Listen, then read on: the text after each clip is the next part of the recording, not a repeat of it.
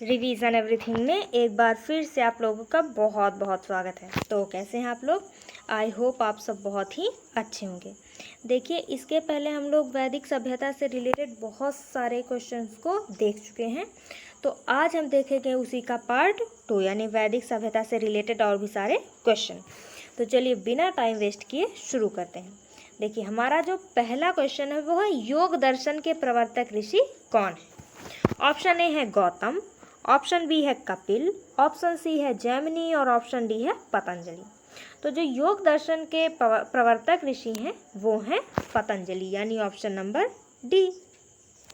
अब अगला है कि सांख्य दर्शन के प्रवर्तक ऋषि कौन है? ऑप्शन ए है गौतम, ऑप्शन बी है कपिल, ऑप्शन सी है पतंजलि और ऑप्शन डी है जैमिनी। तो जो सांख्य दर्शन है इसके प्रवर्तक ऋषि हैं कपिल यानी ऑप्शन नंबर डी। तो देखिए, आप लोगों ने शायद पढ़ा होगा, तो जो सांख्य दर्शन है हमारे गौतम बुद्ध जी जो हैं वो सबसे ज़्यादा प्रभावित सांख्य दर्शन से ही हुए हैं। ठीक है, तो ये भी एग्जाम में क्वेश्चन पूछ लिया जाता है कि जो गौतम बुद्ध जी हैं वो सबसे ज़्यादा प्रभावित किस दर्शन से हुए हैं? तो वो है सांख्य दर्शन। ठीक है, फिर अगला है कि न्याय दर्शन के प्रवर्तक ऋषि कौन है? ऑप्शन ए है गौतम, ऑप्शन बी है कपिल, ऑप्शन सी है जैमिनी और ऑप्शन डी है पतंजलि। तो जो न्याय दर्शन के प्रवर्तक ऋषि हैं वो है गौतम यानी ऑप्शन नंबर ए। इसमें सी दिख रहा है, इसको इरेज कर देते हैं। सही क्या है? गौतम। अगला है पूर्व मीमांसा के प्रवर्तक ऋषि कौन है? ऑप्शन ए है गौतम, ऑप्शन बी है कपिल, ऑप्शन सी है जैमिनी और ऑप्शन डी है पतंजलि। तो जो पूर्व मीमांसा है इसके जो प्रवर्तक ऋषि हैं वो है जैमिनी यानी option number D.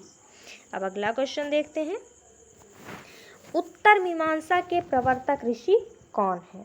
Option A है बादरायण, ऑप्शन बी है जैमिनी, ऑप्शन सी है गौतम और ऑप्शन डी है कणाद।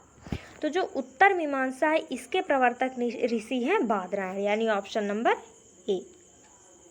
अगला है वैशेषिक के प्रवर्तक ऋषि कौन है? तो उत्तर है तो ऑप्शन है हमारे ए है गौतम, ऑप्शन बी है जैमिनी, ऑप्शन सी है पतंजलि और ऑप्शन डी है कणाद। तो जो वैशेषिक के प्रवर्तक ऋषि हैं वो हैं कणाद यानी ऑप्शन नंबर डी।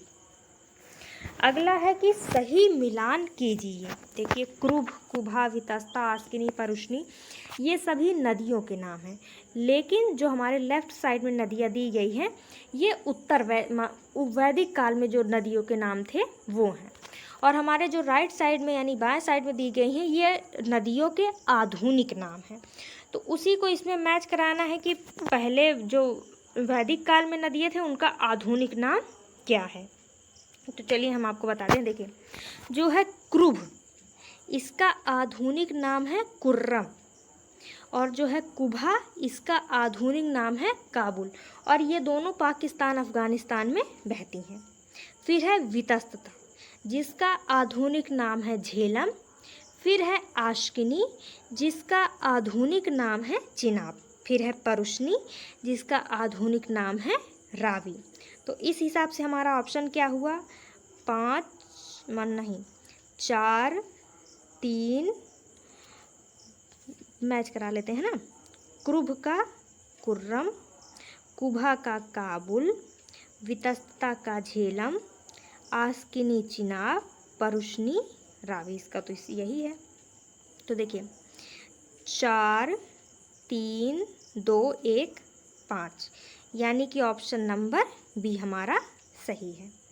अब अगला देखते हैं, सही मिलान कीजिए। इसमें भी वही है, इसमें भी एक तरफ वैदिक काल की नदियों का नाम है और एक तरफ आधुनिक नाम है। तो इसको भी चलिए मैच करा लेते हैं। जो सतुद्री है इसका आधुनिक नाम है सतलज यानी कि बी। फिर है विपाशा, इसका आधुनिक नाम है व्यास यानी कि 5 नंबर। फिर है सदानीरा, इसका आधुनिक नाम है गंडक यानी कि ऑप्शन नंबर 6। फिर है सरस्वती, इसका आधुनिक नाम है घग्गर यानी कि नंबर 3। फिर है गोमती, इसका आधुनिक नाम है गोमल। फिर है सुवस्तु, इसका आधुनिक नाम है स्वात, यानी कि ऑप्शन नंबर ए। तो देखिए क्या हुआ इसमें, 2 5 6 3 1 और 4, इसमें थोड़ा सा गड़बड़ लग रहा है ना। ऑप्शन नंबर ए सही हुआ, यानी 2 5 6 3 4 और 1, ऑप्शन नंबर ए। फिर अगला है सही मिलान कीजिए। तो देखिए यहाँ पे जो है दाहिनी बाईं तरफ हमारे यानी लेफ़्ट साइड जो है वो देवताओं के नाम दिए गए हैं, और दूसरे तरफ यानी कि जो हमारा राइट साइड है यहाँ पे दिया गया है वो कौन से देवता थे, यानी वो किस से संबंधित देवता हैं। तो देखिए पहले हैं इंद्र। इंद्र जो है ये युद्ध एवं वर्षा के देवता थे, यानी कि 3 नंबर। फिर है वरुण। वरुण जो है वो वायु एवं समुद्र के देवता थे, यानी कि 4 नंबर। फिर है सोम। सोम जंगल के देवता होते थे, यानी ऑप्शन नंबर 5। फिर है मारुत।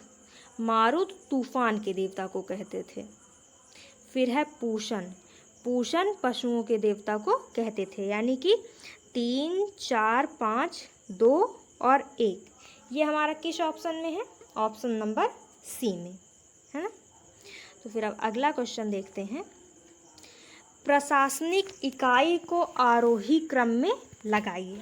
आरोही क्रम किसे कहते हैं, यानी बढ़ता हुआ क्रम, छोटे से बड़े के ऊपर जाता हुआ। तो है हमारा विश्व, ग्राम, राष्ट्र, कुल, जन। ऑप्शन ए में है ग्राम, विश्व, कुल, जन, राष्ट्र। ये भी गलत है, क्योंकि सबसे छोटी इकाई कुल होती है ना। तो कुल किस में है, ऑप्शन नंबर सी में। तो सबसे पहले हम ऑप्शन नंबर सी को चेक कर लेते हैं, है ना। देखिए कुल, ग्राम, विश्व, जन और राष्ट्र, ये सही है, क्योंकि जो प्रशासनिक इकाई थी वैदिक काल में वो सबसे छोटी जो थी वो कुल, यानी कि एक परिवार होता था, एक घर होता था। फिर उससे बड़ा ग्राम, यानी कि कई सारे घर, कई सारे कुल मिलकर ग्राम बनाते थे, ग्राम यानी कि गांव। फिर कई सारे गांव मिलकर विश्व बनाते थे, फिर विश्व मिलकर जन और जन मिलकर राष्ट्र बनाते थे। तो जो हमारा सही है वो है ऑप्शन नंबर सी, ठीक है। फिर अगला है कि गविष्टि का क्या अर्थ होता है। ऑप्शन ए है युद्ध, ऑप्शन बी है यज्ञ, ऑप्शन सी है गायों की खोज और ऑप्शन डी है इनमें से कोई नहीं। तो जो गविष्टि था इसका अर्थ होता था गायों की खोज, यानी ऑप्शन नंबर सी। फिर अगला है कि आर्यों का समाज कैसा था। ऑप्शन ए है पितृ प्रधान, ऑप्शन सी है मातृ प्रधान, माफ़ कीजिएगा ऑप्शन बी है मातृ प्रधान, ऑप्शन सी है समिति के आधार अधीन और ऑप्शन डी है ए और बी दोनों। तो जो आर्यों का समाज था वो पितृ प्रधान था, यानी ऑप्शन नंबर ए। जबकि अगर आपको याद हो तो जो हड़प्पा सभ्यता थी वो मातृ सत्तात्मक या मातृ प्रधान थी। फिर उसके बाद अगला क्वेश्चन है कि आर्य श्याम अयस्क किसे कहते थे। तो जो आर्य थे ये किसी धातु को श्याम अयस्क बोलते थे, तो वही पूछा गया है। तो ऑप्शन ए है सोना, ऑप्शन बी है लोहा, ऑप्शन सी है तांबा और ऑप्शन डी है चांदी। तो जो श्याम अयस्क है ये लोहे को कहा जाता था, यानी ऑप्शन नंबर बी। फिर अगला है कि लोहित अयस्क किसे कहते थे। ऑप्शन ए है लोहा, ऑप्शन बी है सोना, ऑप्शन सी है तांबा और ऑप्शन डी है चांदी। तो जो लोहित अयस्क है ये तांबे को कहा जाता था, यानी ऑप्शन नंबर सी। फिर अब अगला देखते हैं कि ऋग वैदिक काल में प्रमुख देवता कौन थे। ऑप्शन ए है मारुत, ऑप्शन बी है वरुण, ऑप्शन सी है इंद्र और ऑप्शन डी है सोम। तो जो ऋग वैदिक काल के प्रमुख देवता थे वो इंद्र थे, यानी ऑप्शन नंबर सी। फिर अगला है कि वैदिक काल में आय का प्रमुख साधन क्या था। ऑप्शन ए है कृषि, ऑप्शन बी है पशुपालन, ऑप्शन सी है व्यापार और ऑप्शन डी है उद्योग। तो जो वैदिक काल था यहाँ पे सब कुछ होता था, लेकिन प्रमुख जो था वो कृषि था, यानी ऑप्शन नंबर ए। अगला है कि चिकित्सा ग्रंथ या ब्रह्म वेद किसे कहते हैं। ऑप्शन ए है याजुर्वेद, ऑप्शन बी है सामवेद, ऑप्शन सी है ऋग्वेद और ऑप्शन डी है अथर्ववेद। तो जो चिकित्सा ग्रंथ या ब्रह्म वेद है ये अथर्ववेद को कहा जाता है, यानी ऑप्शन नंबर डी। और ऐसा क्यों? क्योंकि देखिए इसके पहले हमने आपको पढ़ाया था कि जो तंत्र मंत्र जादू टोना होता है ये सब अथर्ववेद में ही था, लेकिन इसके अलावा चिकित्सा के बारे में भी अथर्ववेद में वर्णन मिलता है, इसीलिए उसको चिकित्सा ग्रंथ कहते हैं। कहने का अर्थ है कि मतलब उसमें बहुत सारे दवाइयों के बारे में बताया गया है, यानी जिससे लोगों की हेल्प हो सके, लोगों की हेल्थ को अच्छा किया जा सके, लोगों की चिकित्सा की जा सके, इसीलिए चिकित्सा ग्रंथ अथर्ववेद को बोला जाता है। फिर अगला है कि कौन सा वेद गद्य एवं पद्य दोनों में है? तो ऑप्शन ए है ऋग्वेद, ऑप्शन बी है यजुर्वेद, ऑप्शन सी है सामवेद और ऑप्शन डी है अथर्ववेद। तो उत्तर है हमारा यजुर्वेद, यानी ऑप्शन नंबर बी। तो जो यजुर्वेद है ये गद्य एवं पद्य दोनों में है। ओके, गद्य एवं पद्य अगर आप समझे तो जो गद्य है ये प्रोज होता है और जो पद्य है ये पोएट्री होती है। तो गद्य एवं पद्य दोनों में यजुर्वेद को लिखा गया है। और अगला क्वेश्चन है कि मनुस्मृति के प्रवर्तक ऋषि कौन है? ऑप्शन ए है कणाद, ऑप्शन बी है जैमिनी, ऑप्शन सी है गौतम और ऑप्शन डी है मनु। तो जो मनुस्मृति के प्रवर्तक हैं वो है मनु, यानी ऑप्शन नंबर डी। अब अगला क्वेश्चन देखते हैं, उपनिषदों की कितनी संख्या है? ऑप्शन ए है 108, ऑप्शन बी है 4, ऑप्शन सी है 18 और ऑप्शन डी है 23। तो जो उपनिषद है इसकी संख्या है 108, यानी ऑप्शन नंबर ए। 4 हमारे वेद हैं, 18 हमारे पुराण हैं, तो उपनिषदों की संख्या है 108। फिर अगला है कि कितने महाकाव्य हैं? ऑप्शन ए है 18, ऑप्शन बी है 4, ऑप्शन सी है 2 और ऑप्शन डी है 23। तो जो महाकाव्य है उनकी संख्या 2 है, यानी ऑप्शन नंबर सी। और ये कौन कौन से हैं? एक है रामायण और एक है महाभारत। ओके, अब अगला है कि जय संहिता किसे कहते हैं? ऑप्शन ए है मनुस्मृति, ऑप्शन बी है रामायण, ऑप्शन सी है दर्शन शास्त्र और ऑप्शन डी है महाभारत। तो जो जय संहिता है ये महाभारत को कहा जाता है, यानी ऑप्शन नंबर डी। महाभारत का पहले नाम जय संहिता था, फिर बाद में महाभारत पड़ा है। ठीक है, फिर अगला है कि सबसे बड़ा महाकाव्य कौन सा है? ऑप्शन ए है महाभारत, ऑप्शन बी है रामायण, ऑप्शन सी है उपनिषद और ऑप्शन डी है पुराण। तो जो सबसे बड़ा महाकाव्य है वो महाभारत है, यानी ऑप्शन नंबर ए। इसमें 1,10,000 श्लोक हैं, इसीलिए सबसे बड़ा महाकाव्य है। और जो रामायण है इसमें कुल 24,000 श्लोक हैं। ठीक है, और अगला क्वेश्चन है कि किस वेद में सभा एवं समिति को प्रजापति की 2 पुत्रियां कहा गया है? ऑप्शन ए है ऋग्वेद, ऑप्शन बी है सामवेद, ऑप्शन सी है यजुर्वेद और ऑप्शन डी है अथर्ववेद। तो जो प्रजापति की 2 पुत्रियां हैं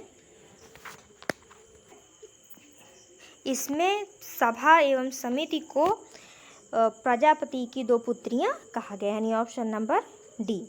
फिर अगला है कि वेदांगों की संख्या कितनी है? ऑप्शन ए है 4, ऑप्शन बी है 108, ऑप्शन सी है 6 और ऑप्शन डी है 18। तो जो वेदांग है इनकी संख्या है 6। ठीक है, कौन कौन से हैं वो वेदांग? हमने पढ़ाया हुआ है ना। तो देखिए, तो जो वेदांग है वो है शिक्षा, कल्प, निरुक्त, छंद, व्याकरण और ज्योतिष। ये 6 चीज़ें ऐसी है जिनको आप अगर नहीं पढ़ते हैं तो आप वेद समझ ही नहीं पाएंगे। तो अगर आपको वेद पढ़ना है तो सबसे पहले आपको वेदांग पढ़ना होगा, और बिना वेदांग पढ़े आप वेदों को नहीं समझ पाएंगे, इसीलिए इनको वेदांग बोला गया है, यानी वेद के अंग। तो आई होप कि आपको ये जो 25 क्वेश्चन हैं ये आपको समझ में आ गए हों। वैसे 25 नहीं, अगर देखा जाए तो इसमें जो मिलान करने वाला है इसको लेके तो बहुत सारे क्वेश्चन बन जाएंगे, है ना। फिर भी हम अगर मोटा मोटी 25 ही मान लें तो ये बहुत ही इम्पॉर्टेंट है, और वैदिक काल में यही सारे क्वेश्चन पूछे ही जाते हैं। तो आई होप कि आपको ये सारा क्वेश्चन समझ में आ गए होंगे, और आप 1-2 बार अच्छे से पढ़ लेंगे ना तो आपको ऑलरेडी याद ही हो जाएंगे। ठीक है, तो आई होप कि आपको ये सारे क्वेश्चन पसंद आए होंगे और आपको फ्यूचर में हेल्प करेंगे। तो मिलते हैं नेक्स्ट वीडियो में। Thank you.